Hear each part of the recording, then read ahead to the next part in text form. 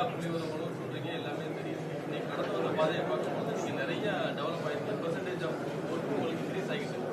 ஆனா நீங்க ஆட்சிக்கு வரணும் அப்படிங்கிறது ஒரு முறை வாய்ப்பு தாருங்கன்னு தான் எல்லாரும் எலெக்ஷன். அந்த வாய்ப்பு உருவாக்குவதற்கு ஏன் அந்த கூட்டணி சிந்தனை மனசுக்கு வரும்? அது நீங்க வந்தீங்கன்னா உங்களுடைய தொண்டர்களும் சரி, மக்களும் உங்களுடைய ஆட்சியை பார்க்கணும்னு நினைக்கிறவங்களுக்கு ஏன் நீங்க ஒரு வாய்ப்பு உருவாக்கி? அதுதான் நீங்க தவறா சொல்றீங்க. நீங்க அது கூட்டணிங்கிறது அது ஒரு தற்கொலைக்கு சமம். கூட்டணிங்கிறது இங்க பாருங்க, ஒரு கொள்கையாளன் எப்படி எந்த கொள்கையை விட்டு எப்படி போவீங்க? குறைந்தபட்சம் எது? இப்ப நான் ஒண்ணு கேட்கிறேன், மதுவை ஒழிக்கணும். உங்ககிட்ட கேட்கிறேன், மதுவை ஒழிக்கணும். யாரோட சேர்ந்து ஒழிக்கலாம்? ஊழல் லஞ்சத்தை ஒழிக்கணும். யாரோட சேர்ந்து ஒழிக்கலாம்? யாரோட சேர்ந்து ஒழிக்கலாம்? சரி, என் நிலத்தின் வளங்களை எல்லாம் பாதுகாக்கணும். நீங்க வந்தாலும் எம்சாண்டு, நீங்க வந்தாலும் எம்சாண்டு. நீங்கள் வந்தாலும் ஆத்து மணல் அள்ளுவீங்க, நீங்க வந்தாலும் ஆத்து மணல் அள்ளுவீங்க. நீங்க வந்தாலும் கமிஷன் வாங்குவீங்க, நீங்க வந்தாலும் கமிஷன் வாங்குவீங்க. இந்த கட்சிகள்ல எந்த கட்சியோட சேர்ந்து நீங்க நாட்டுக்கு நல்ல ஆட்சி கொடுப்பீங்க? அப்படி என்ன ஒரு அதிகாரம் தேவை கிடக்குது?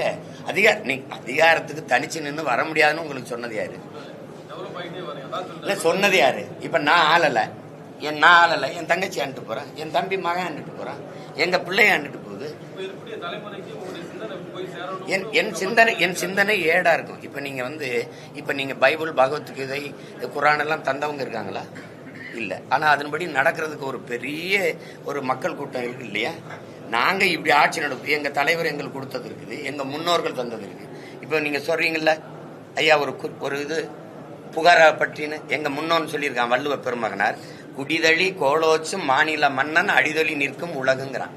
மக்களின் தேவை அறிந்து குறிப்பறிந்து சேவை செய்கிற அமைச்சை, மன்னனை மக்கள் போற்றி தொழுவார்கள், உலகம் போற்றி தொழுங்கிறான். அப்படி எல்லாமே இருக்கு. அதன்படிதான் இப்ப நான் பேசிட்டு இருக்கிறேன். நான் கிடையாது, என் முன்னவர்கள் என்னுடைய மிச்சம் எச்சம், அதன் வழியில நான் நடக்கிறேன். அப்படிங்கும்போது ஒரு கூட்டணி வச்சாதான் வெல்ல முடியுங்கிறது அது தப்பு.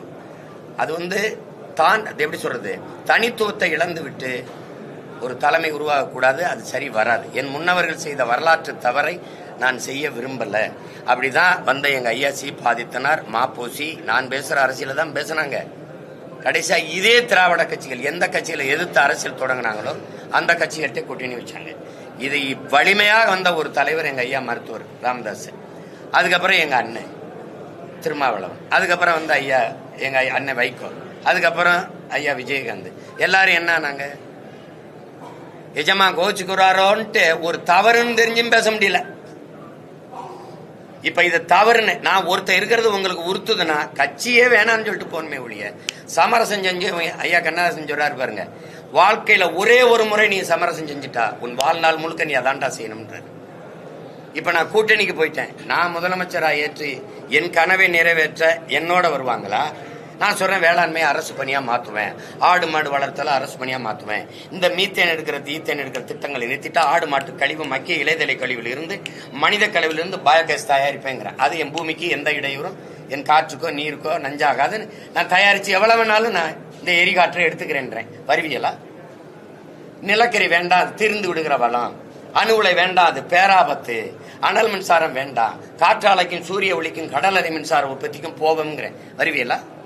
நீங்க ஆபத்தான திட்டங்களை எல்லாம் அரசு வச்சுக்கிறீங்க, அணு உலை வச்சுக்கிறீங்க, அனலை வச்சுக்கிறீங்க, பழுப்பு நிலக்கரியை வச்சுக்கிறீங்க. ஆனா சூழ்நிலைக்கு இயற்கைக்கு எந்த கேடும் தராத இந்த காற்றாலையும் சூரிய ஒளியும் தனியார் கொடுக்குறீங்க. அப்ப எப்படி? இப்ப அணு உலையை நான் எதிர்த்து போராடும் போது அரசு கிட்ட இருக்கு என்னை குற்றவாளி ஆக்குற. ஆனா இங்க தனியார் முதலாளிக்கு 10,000 ஏக்கரை பறிச்சு நீயே கொடுக்குற. இப்ப இங்க பாருங்க, அவன் ஒரு அழகு மின்சாரம் 7 ரூபாய்னா 7 ரூபாய்க்கு தான் நான் வாங்கணும். ஆனா 7 ரூபாய்க்கு நீ மக்கள் கொடுக்க முடியுமா? கொடுக்க முடியாது. ஏன்னா ஓட்டு போட மாட்டேன், தோத்து போயிடுறேன். அப்ப என்ன பண்ற? நீ 2 ரூபாய் இழப்புல கொடுக்குற. அப்ப 10 லட்சம் கோடி கடனா வருது. இது என்ன ஆட்சி முறை? இந்த ஆட்சி முறை செய்ய முடியுமா? வந்த 3 ஆண்டுகளை 3 முறை மின் கட்டணத்தை உயர்த்திட்டீங்க. ஏன் உயர்த்தினீங்க? ஆனா எதிர்கட்சியா இருக்கும்போது நீங்க என்ன பேசுனீங்க? கரண்டை தொட்டால் சாக்கடிக்காது, கரண்ட் பில்லை கேட்டாலே சாக்கடிக்குது பேசினாரா இல்லையா?